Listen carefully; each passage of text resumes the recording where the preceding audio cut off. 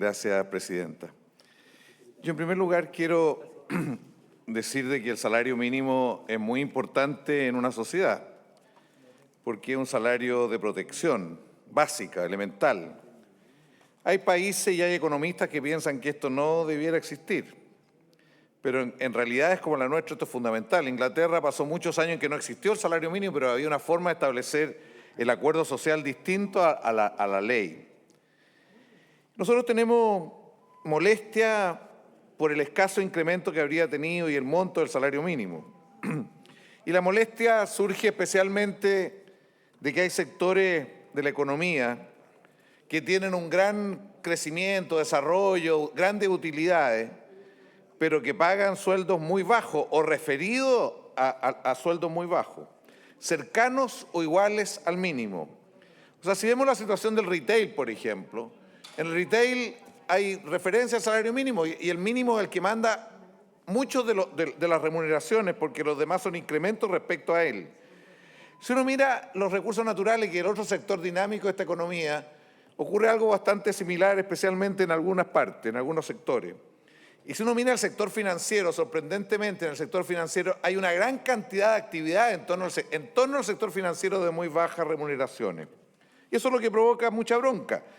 Estos son los sectores que más utilidades tienen, a los sectores a los cuales más subsidio le da el FUT tributario, que más posibilidades de inducir o impulsar la inversión y sus propias inversiones se les da. Hoy día tienen 50.000 millones de dólares de impuestos que están en sus negocios, en sus actividades, que no han pagado como tales a la sociedad.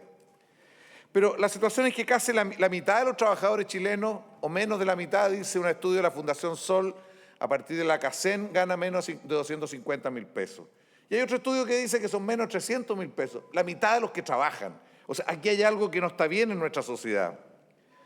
Entonces, como decía recién el senador, muchas familias, que pese a tener empleo, siguen en la pobreza y con muy baja calidad de vida.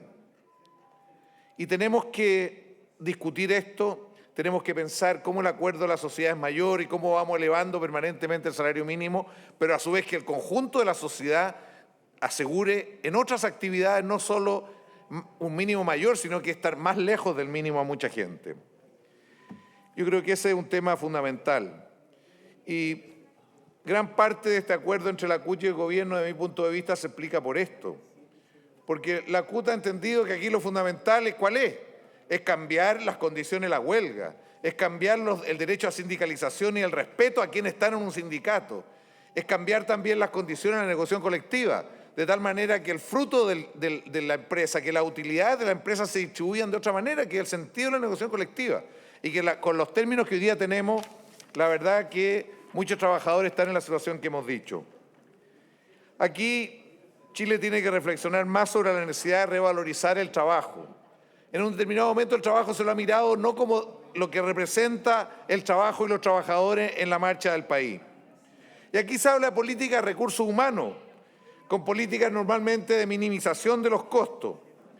Cuando discutimos la reforma tributaria y descubrimos que el 1% más rico obtiene el 28% de los ingresos totales del país, vemos que hay un problema serio en la sociedad chilena, en la manera de concebirla y de organizarla.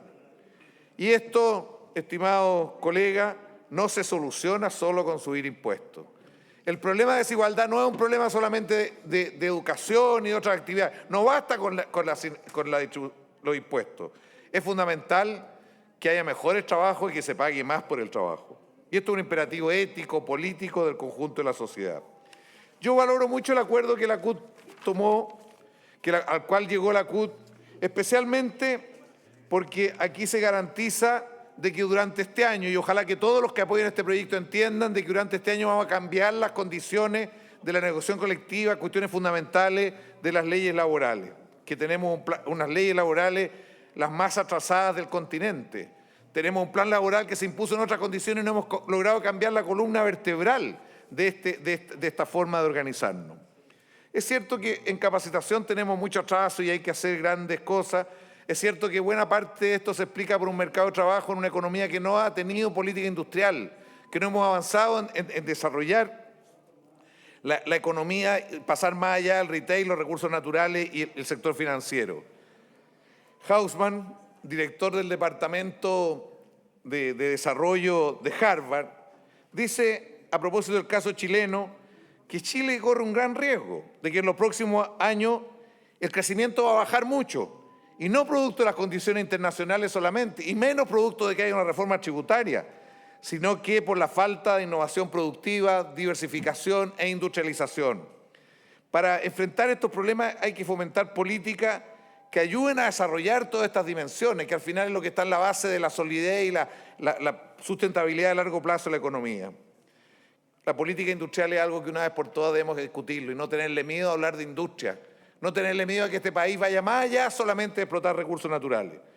Creo que hoy día hay una coyuntura difícil, hay un signo de desaceleración producto de la situación internacional, especialmente de la situación china. Esto obliga a políticas públicas reactivadoras luego.